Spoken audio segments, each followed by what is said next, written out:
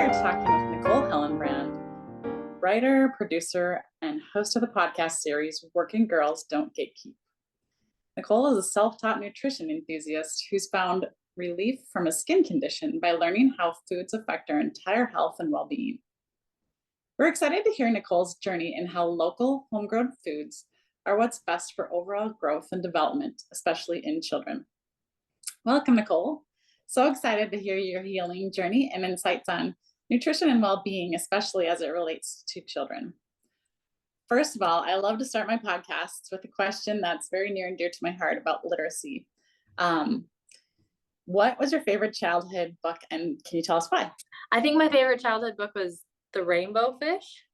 Rainbow Fish stands out to me as like a children's book, but then I also really liked Amelia Bedelia as I started reading more like chapter books, and because she was like so literal, and Junie B. Jones, especially because she would the author would capitalize certain parts, like, "No, David, don't do that," and I would scream it because that's the way that I imagined Junie B. Jones saying that, because it was capitalized.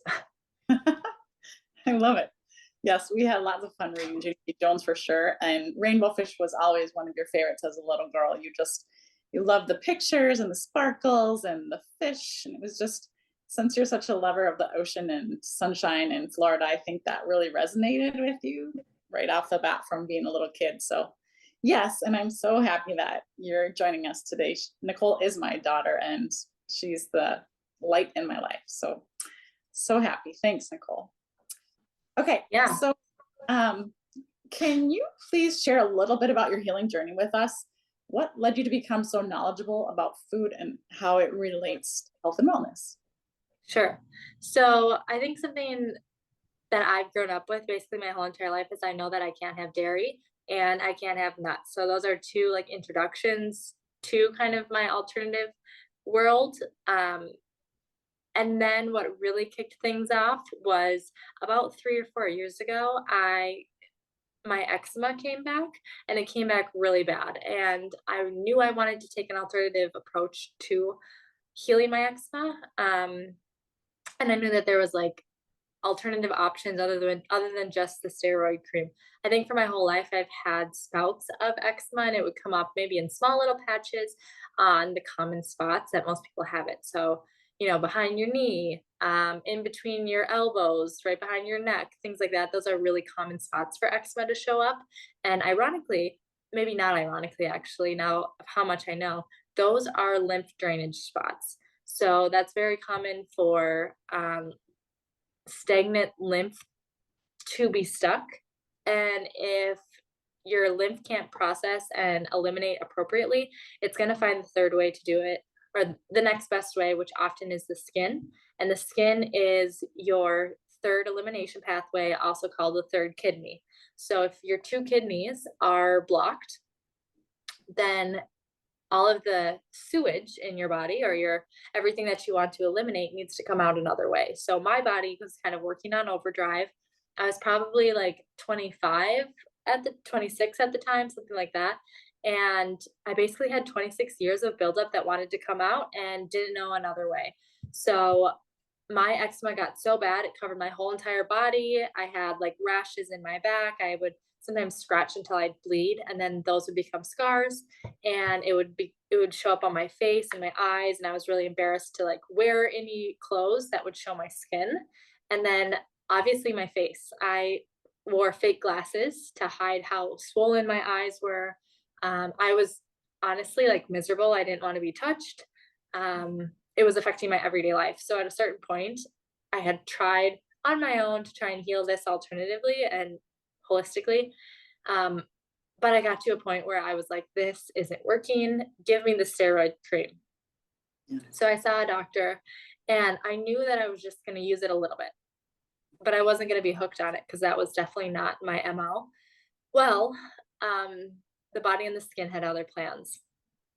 So you give the body an inch of steroid cream, it takes a mile, and it never can produce its own. So when you feed the body any type of synthetic either hormones or synthetic steroids or synthetic anything that you're putting in that your body is not producing on its own, it says, all right, I don't have to ever produce this again. Why don't you, steroid cream, produce this for the rest of my life, and I'm going to become addicted to that. So my body became addicted to the steroid cream for eczema. And when I started to try and wean off of it, I got topical steroid withdrawal. Topical steroid withdrawal is even stronger than eczema. It is something that the allopathic medicine actually rejects and says that it's not a real thing. But I lived through it. So I have, and I personally think that topical steroid withdrawal is a real thing. And that's really what kicked off my healing journey and passion for finding alternative things. Because when the doctor said, you're going to have eczema the rest of your life, you're going to use steroid cream the rest of your life, I became motivated to find my alternative healing. And today, I don't have eczema. I'm not on steroid cream. I don't have topical steroid withdrawal. And so I feel like I can speak to that because I've really gone through a ringer with that. That was a long-winded answer.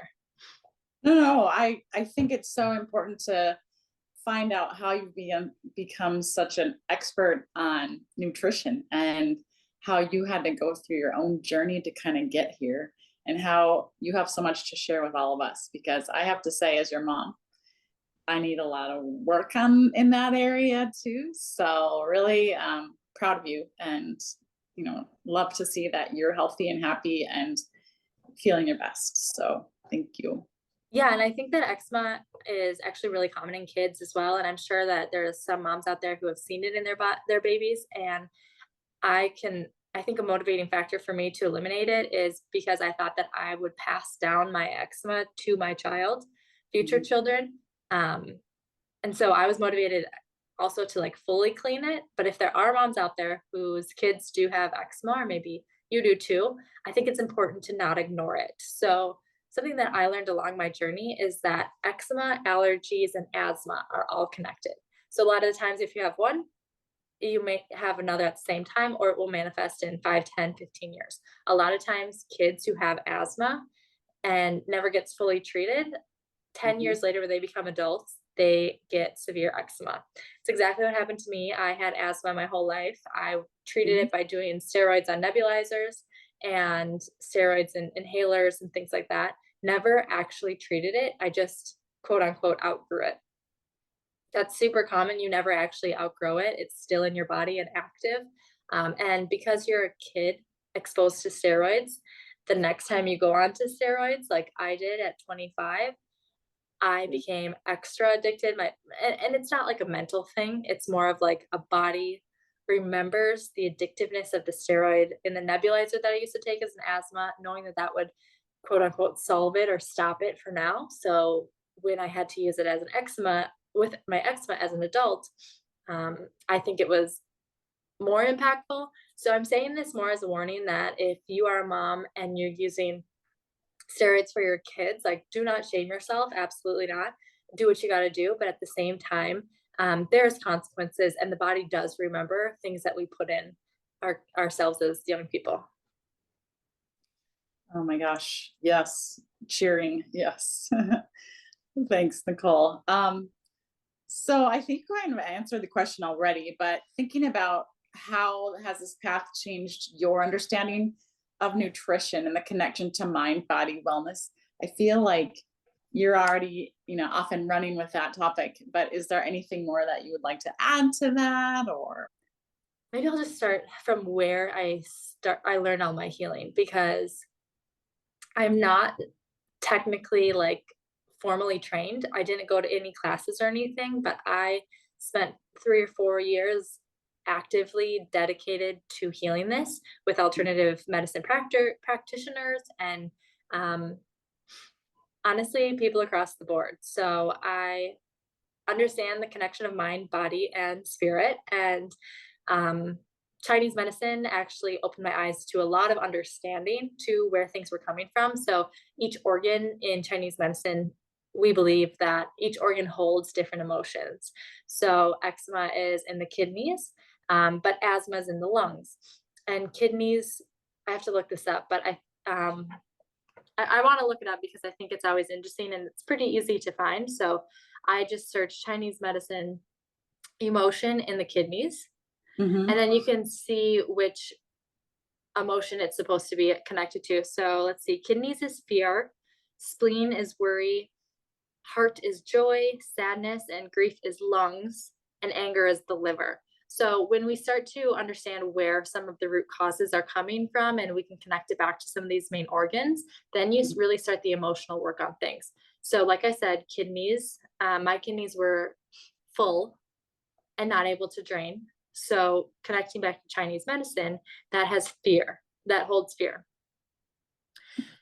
Now, fear can be a small thing. It can be, I'm scared to go down the slide and my kidneys hold on to it. Or fear can be something really large. Say, my parents divorced. Will they still love me for who I am? Right? These things just add up.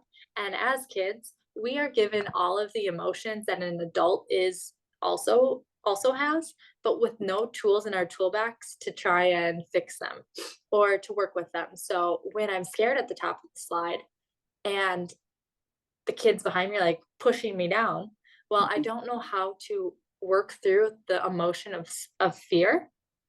So I just hold on to it. And the body is kind of designed to do that, especially as 5-year-old kids at the park. Just, you kind of just suppress the emotion. At 4 years old, when my parents got divorced, I didn't know how to deal with my emotions that happened there. So I suppressed them. And over 25, 26 years, imagine the amount of emotions that do get held onto in the body. So Mm-hmm. that can come out physically. And then I know that you can try to solve things physically, but really the connection of solving things physically and then also solving things emotionally is really important. Next thing is the lungs. So asthma typically is in the lungs. And again, that holds sadness and grief. So you have to connect back to like where must be holding on to some of the sadness and grief. How do I appropriately process this now that I'm an adult? I don't have to hold on to these emotions anymore. So that really began my healing emotionally. I took that and I really ran with it. I worked with somebody actually in Minneapolis, St. Paul actually, but on Zoom, and he helped me process a lot of emotions and things. What about, could you say babies or, you know, 18 up to 18 months old when they're having an allergic reaction or an asthma reaction? Is it always connected to emotions? Is that a generational trauma? Or how do we know as parents when our baby can't breathe and they're 7 months old or what have you? And I think as parents, we're like, I gotta fix my baby. I want them to breathe. I agree with you that we can't shame people for however we handle it, but the research and the studies that you're finding, can we actually link that very early childhood, birth to 2 years old, can we link that to emotions, do you know? That's a really good question. And honestly, my heart goes out to any parent who has a sick kid, whether it's that they have a cold or a cough or an asthma attack. Like that must be the scariest thing. I don't think I would wish that like on my worst enemy because at the time, you know, before this happens, you can say, "Oh, I'm never going to use anything like this." But Mhm. holy crap, my kid can't breathe. Yeah. So what am I going to do? Yeah. So So I think like getting prepared is as much as you can, but then also giving yourself grace too, right? So for um the asthma piece of things, I don't know if like I mean, I do know that babies hold emotions that were passed on from the mother, the father, and both grandparents for sure, because that's just is held in our DNA. That's not Mhm. something we can blame the child for, of course, or the Right, parents or anything. right. But when small thing, I'm not saying that asthma is small, but let's just move it on to like a fever Okay. or a cold or a cough or something. Yeah. What I normally do in those scenarios is I look towards Barbara O'Neill. She's a doctor. I think she's from New Zealand or Australia, but she's actually really popular here in America. She speaks all over the country at different natural conventions and schools and chiropractors and things like that. So, Mhm. Barbara O'Neill, I will search on YouTube or TikTok or Google Barbara O'Neill kid fever or kid earache. Let's do an earache, for example, because I actually have this one written down. Okay. So when a baby gets an earache, Barbara O'Neill likes to find alternative medicines for that. So it's not going to be right away a Tylenol or a children's Benadryl or something like that. Mhm. Earaches, she says, is related to wheat, dairy, and refined sugar, Mm. also connected to teething. Mhm. So if the baby's not eating, is the mom eating too much dairy, refined sugar, or wheat? If the baby's nursing, or Mhm. if the baby is starting to have solids, are they eating those things, Mm. um, or are they teething? Right. So those are some of the main causes for an earache. One way that she says to do it is, is to use an onion. You can steam an onion on the stove and put it in a soft wrap like a paper towel and put it on the ear. Take the baby or put a hat on the baby with the ear or with the onion in the ear so it stays on the ear. And you'll notice that within 2 hours, you can pull it off and see that the onion has changed color because an onion and garlic and potatoes, those are very like astringent vegetables. And I guess, what did I say? Garlic, that's an herb, but those are very astringent things that we all have in our kitchens at any given point, right? So you can put it in a stock. A lot of people put a wet onion in a stock and go to bed with it, or a raw potato cut up in your stock to pull out a cold or something. And these, the next day, 2 hours, or when you sleep overnight, it's going to be drying out a lot of inflammation and break down a lot of like pussiness, I guess. So those are really good tricks. I really like the brand called Mary Ruth's Organic. Those are some like alternatives to Tylenol and Benadryl and things like that. I think this is important to know, not only for kids, but parents and everybody, because I, I find it really hard in the moment, but a fever is a good thing. Yeah. You always, and also another thing is it's better out than in. It's always better out than in. So if you've got a lot of mucus coming out of your nose, blow Mm. your nose, don't suck it in.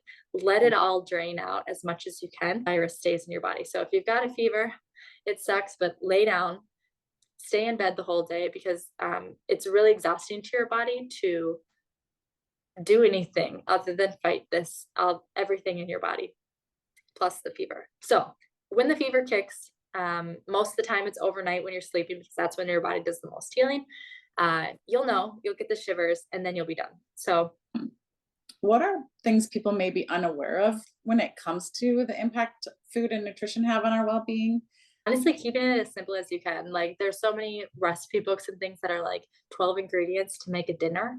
And when Yeah. you're trying to heal yourself, when you're trying to really eat healthy, just keep it simple. I think one really big tip that I would say for kind of anyone is fruit until noon is a really great way to live your life, I guess. Not only detox, but live your life as well. And that's something I live by and try to encourage it with my husband too, because it's the easiest for your body to break down.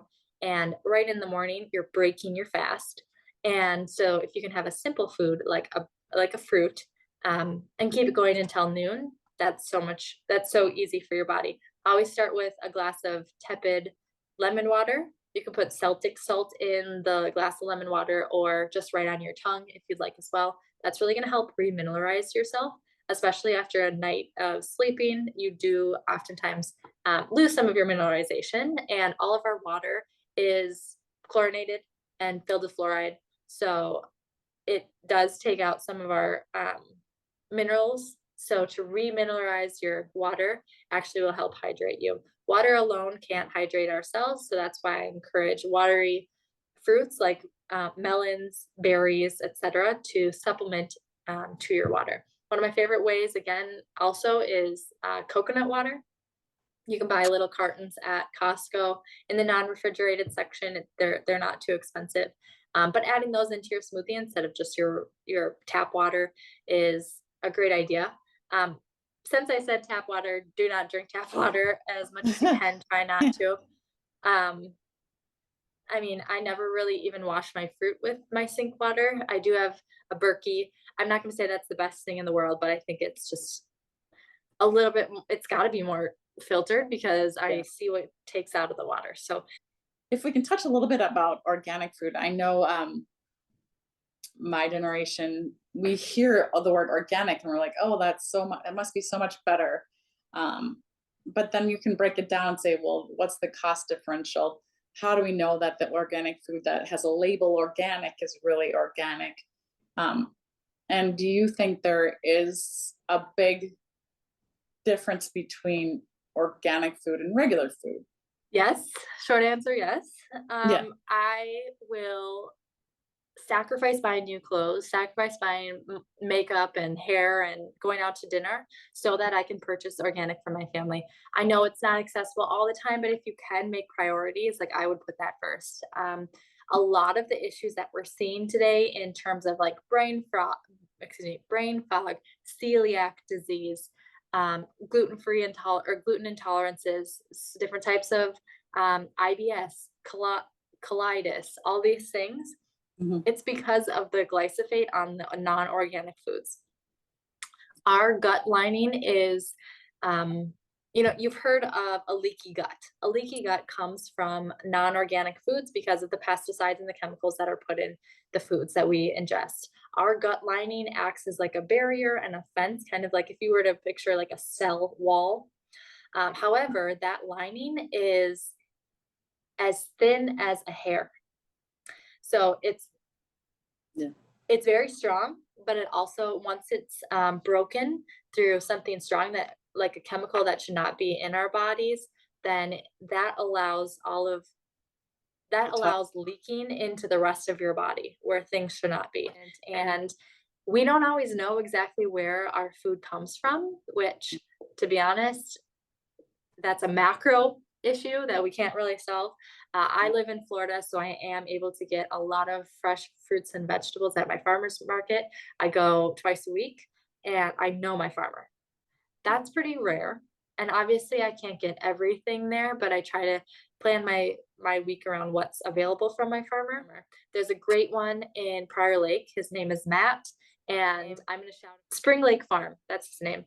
He Okay. does regenerative farming. He himself, he's my grade, so he's like 29 or 30, and he runs this farm. There's got to be farms all over the different areas that you can really get to know.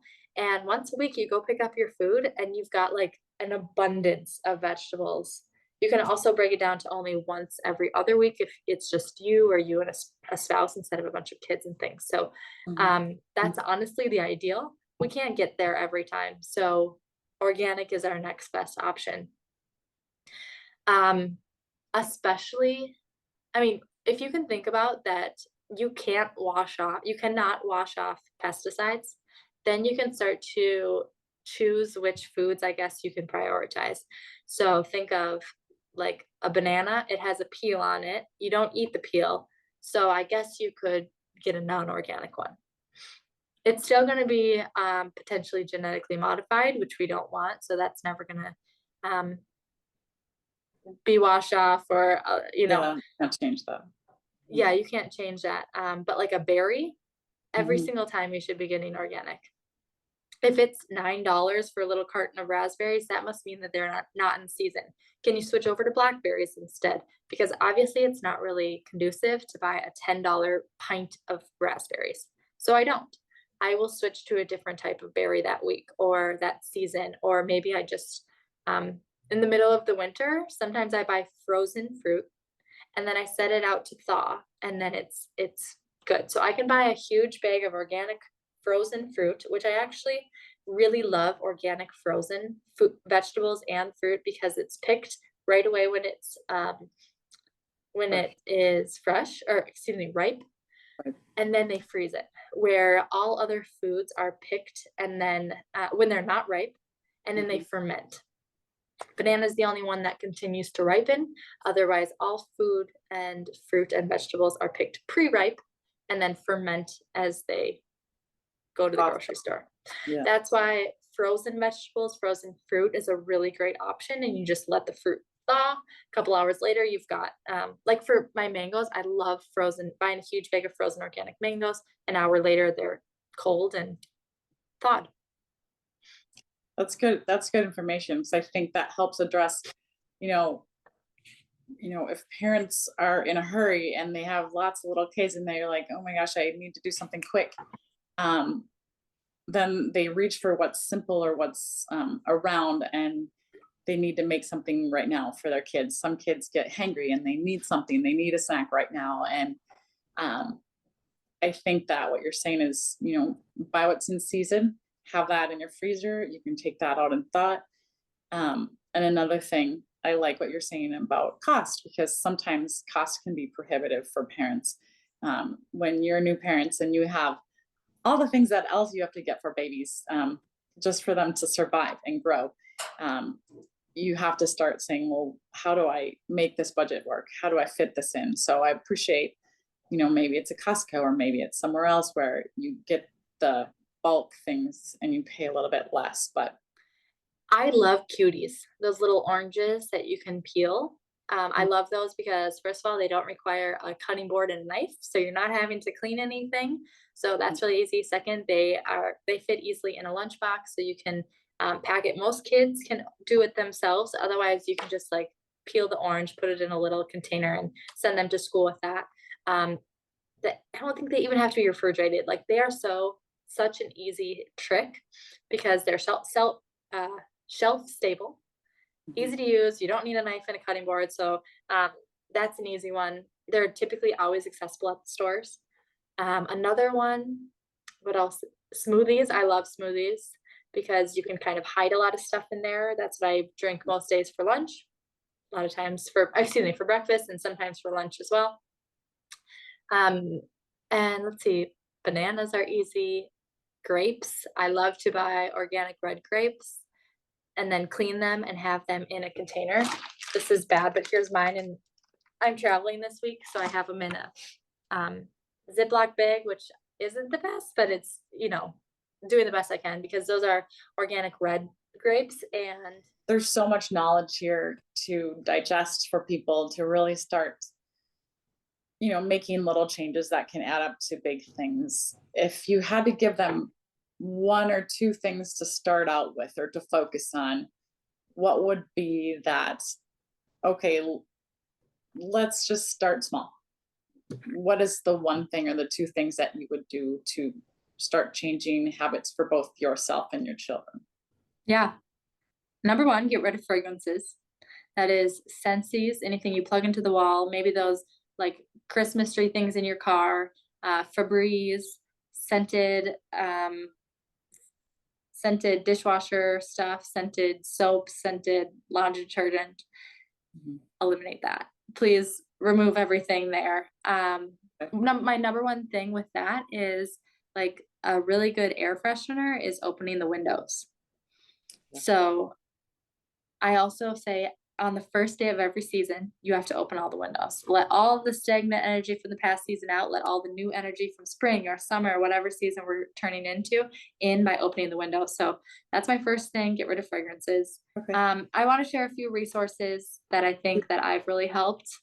There's a woman named Vani Herrick. She's called the Food Babe. Follow her on Instagram.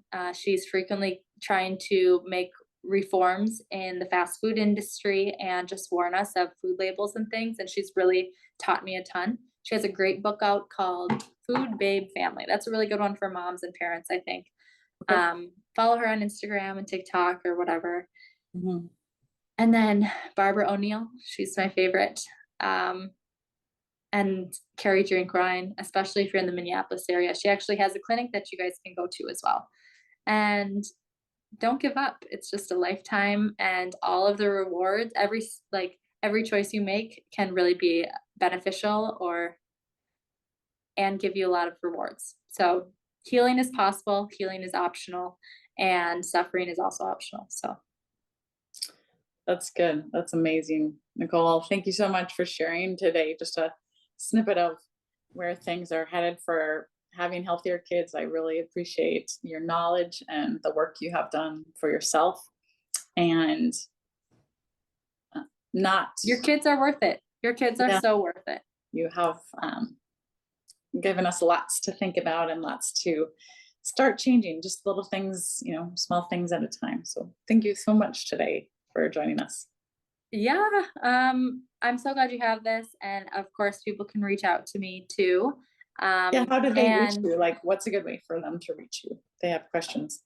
I have a great Instagram that's all about health stuff like this. It's called Purely Nick, race every single day, because this is a lifelong journey and just every little day adds up. So sometimes we fall short, and that's human. So I'm not judging, you're not judging.